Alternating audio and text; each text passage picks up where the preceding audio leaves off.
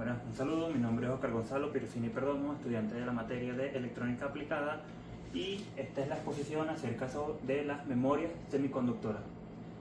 Al hablar de las memorias entendemos cualquier dispositivo capaz de almacenar información, ya sea, dígase, un libro que almacena información en lenguaje normal, palabras, o en este caso en la informática almacena información en forma de bits, en lenguaje binario. Las memorias semiconductoras son todas aquellas que engloban esa función, son todos esos dispositivos que guardan información, pero a través del uso de tecnología aplicando semiconductores. Actualmente las más utilizadas son las de silicio y dióxido de silicio. Esto debido a la gran popularidad y versatilidad que tienen, aunque más adelante veremos que poco a poco se van buscando alternativas hacia esta tendencia actual. ¿Cómo funcionan las memorias semiconductoras? A grandes rasgos, como ya hemos visto en muchas otras materias de la carrera, sabemos que con circuitos, hemos visto con los flip-flops, que se pueden mantener registros de información dependiendo de la entrada, la carga que tengan, podemos comprender las memorias semiconductoras a grandes rasgos, porque esta varía mucho dependiendo del tipo, como un conjunto de matrices que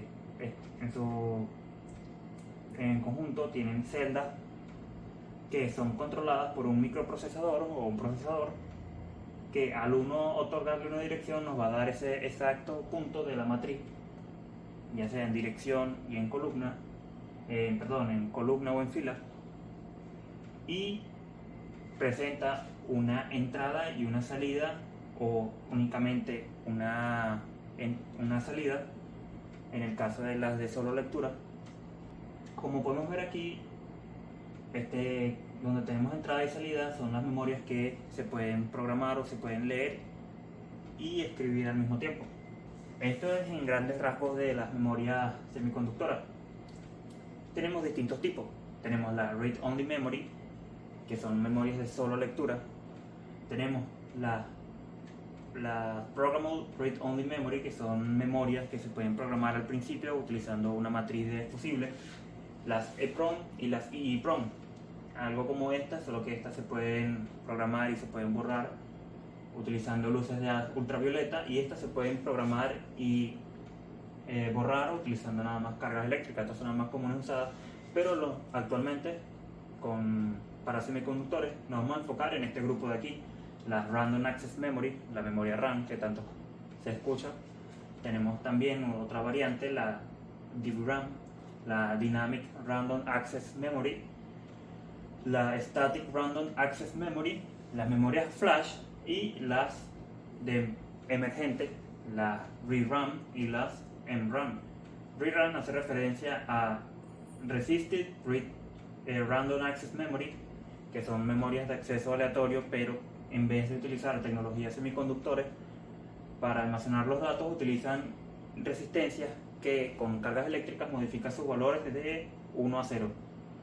Tenemos las Magnetic Random Access Memory, que en similar a la memoria resistiva ya no utilizan semiconductores, sino utilizan campos magnéticos que se alternan. Hay uno que está fijo y otro que se alterna su dirección con cargas eléctricas, que es lo que establece el 1 y el 0 lógico. En la actualidad podemos notar que varios de estos conjuntos han sido mejorados con el avance de las tecnologías, con la reducción de los chips, de los transistores. Cada vez las tecnologías se van haciendo más pequeñas y se desarrollan nuevos protocolos. Por ejemplo, en la Dynamic Random Access Memory tenemos la DDR4 and 5, en donde la DD hace referencia al doble data, que son protocolos de almacenamiento y envío de información que son muchísimo más rápidas que sus predecesores. Y tenemos mejoras en la memoria también como flash, grandes mejoras con los protocolos, por ejemplo 3D NAND, en donde ya las memorias no solamente se hacen más pequeñas y podemos colocar más transistores aumentando la capacidad y almacenamiento, sino que también las podemos crecer hacia arriba, aumentando muchísimo lo que es la capacidad de esta.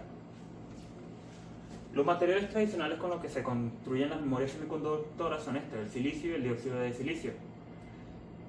Son la moneda más común en este tipo de fabricación, pero a medida que las tendencias se van haciendo más pequeñas, surgen distintos inconvenientes con el silicio y el dióxido de silicio. Háblese de corrientes de fuga en escala microscópica, hablando ya más incluso allá de nanómetros, y se presentan nuevas alternativas. Tenemos las alternativas High K, que son de constante dieléctrica K muy alta.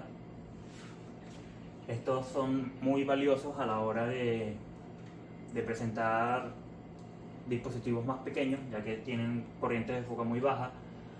Tenemos los materiales que se utilizan para la construcción de los puentes de túneles de conexiones magnéticas, que son los que se utilizan en las memorias magnéticas, y el óxido de tantalio, que son los que podemos utilizar para las ReRAM, ya que estos se deforman y cambian su valor de resistencia a la carga que se le aplique.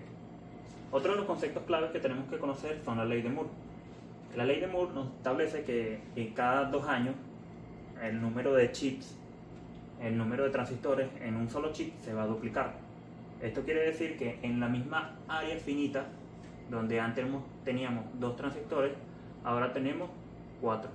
En 2 años siguientes tenemos 8. Y así se va aumentando la capacidad del mismo tamaño del chip en una escala exponencial. Esta ley sirve de guía para muchos protocolos en las fábricas actuales. Y además tenemos el escalado vertical y el escalado horizontal, que aplicándolos con la ley de Moore nos establece que en el escalado vertical, para un mismo dispositivo, en vez de agregarle nuevos componentes para aligerar la carga, vamos a mejorar este dispositivo para que sea capaz de procesar más rápido y con mayor eficiencia. El escalado horizontal busca mejorar el dispositivo, pero en vez de enfocarse en él mismo, se le van agregando componentes.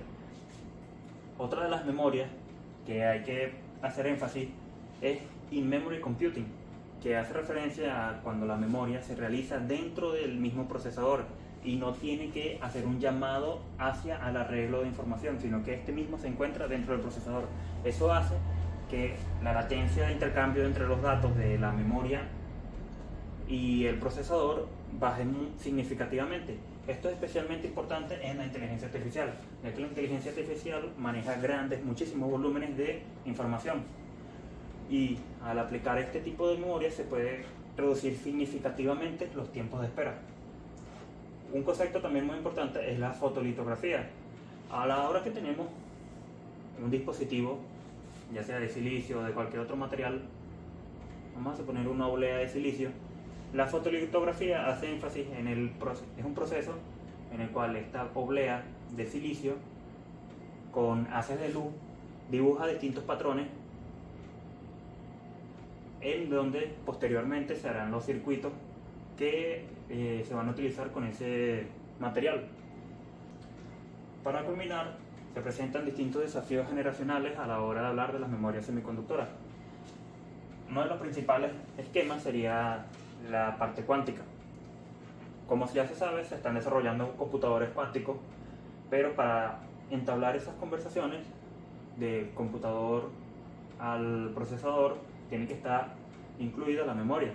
La memoria cuántica presenta un gran desafío debido a lo novedoso que es, aparte de la velocidad que es exponencialmente mucho más grande, ya que no solamente se puede manejar 1 y 0, sino que se puede manejar 1, 0 al mismo tiempo en estado de superposición. Y a la hora de comunicar esto con cualquier otro dispositivo que tengamos, se requiere de un complejo sistema de decodificación y codificación.